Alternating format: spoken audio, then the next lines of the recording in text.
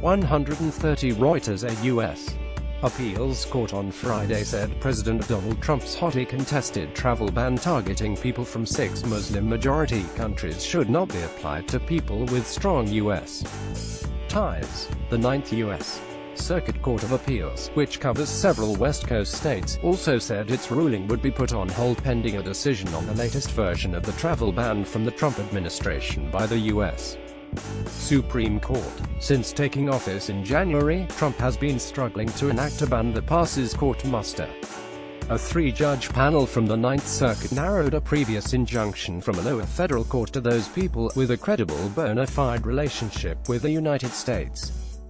It also said that while the U.S. president has broad powers to regulate the entry of immigrants into the United States, those powers are not without limits. We conclude that the president's issuance of the proclamation once again exceeds the scope of his delegated authority, the panel said.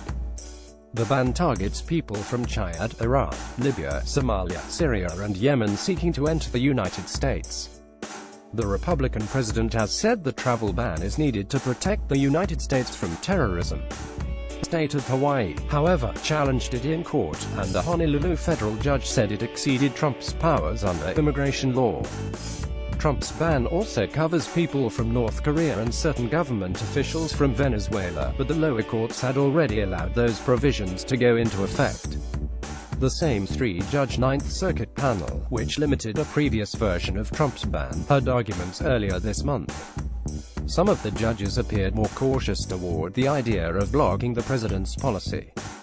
Trump issued his first travel ban targeting several Muslim-majority countries in January, which caused chaos at airports and mass protests.